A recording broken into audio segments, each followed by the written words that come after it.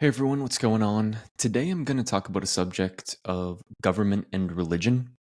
What I want to do with this is talk about how both government and religion tap into a similar part of the brains of many people. And so you need a balance of both in order to have a high functioning society. If one is dominant in society, then what can happen is it'll just completely overtake everything. So, for example, a communist government or a religion that completely controls everything, where the leaders are dominant and everyone just follows them pretty much dogmatically. So, in either case, it's not good.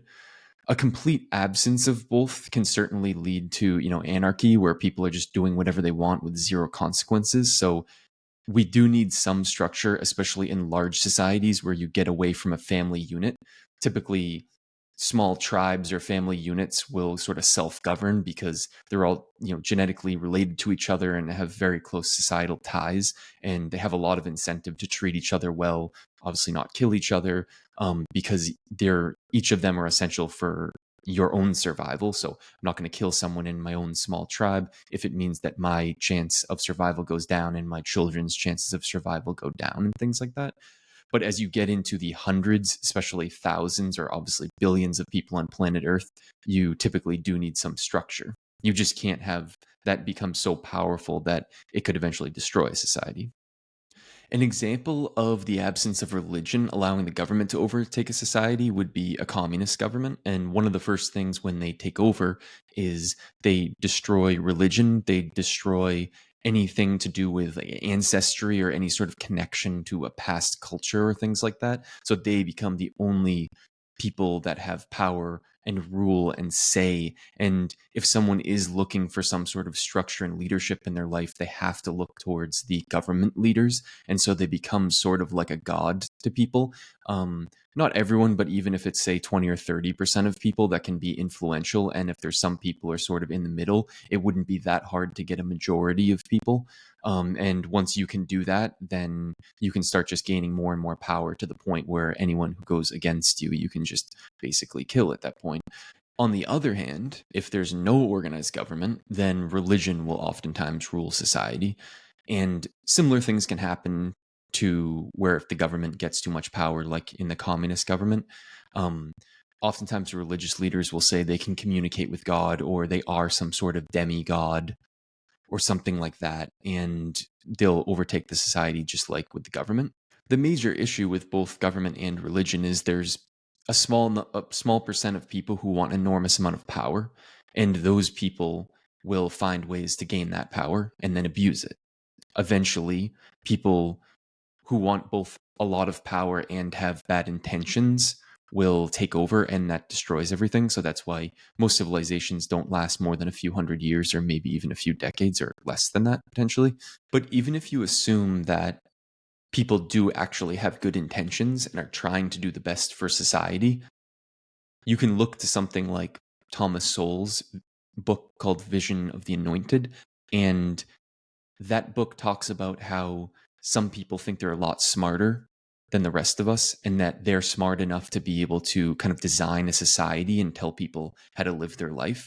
The issue is that all humans, even the smartest ones, are barely smarter than chimpanzees. And the notion that one or a very small group of people could potentially design an entire society that's going to end up running for hundreds or thousands of years is pretty much impossible. So, if we're going to look at this as an individual person or citizen in a society, we really need to ask ourselves, like, where do we fall into in this spectrum, right?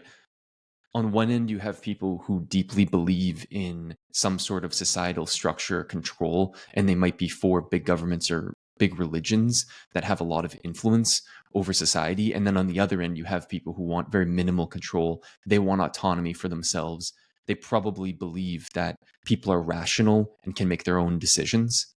And I can understand where both of those people are coming from, both of those groups, because there are benefits and drawbacks to both. And if you look at either extreme from an idealistic perspective, both of them can create amazing societies. But in practice, you typically need you need to be somewhere in the middle. Unless you have a very small group, like I said, like a tribe where everyone's related to each other and has incentive to work together. or you have a group of very like-minded people, but even then eventually something bad is going to happen. So maybe for a few years or a few decades things can work, but then throughout all of human history it crumbles if you don't have enough structure. The thing that's a little odd to me is when someone falls into one end of the spectrum where they may be extremely anti-government but extremely pro-religion, or the reverse where they're extremely pro-government and extremely against religion, because they just have so many overlaps to them that it is interesting to me how someone's brain can gravitate towards so strongly towards one but not the other. It's unfortunate because usually it's a downfall to society to completely neglect one of the categories, either religion or government.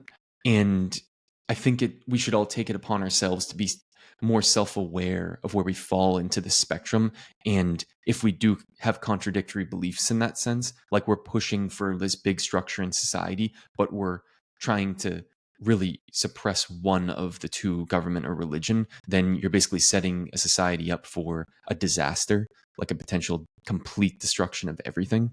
And then on the other end, you have a desire for no control of anything. And in that case, it will probably lead to complete mayhem and complete destruction of everything for the opposite reasons.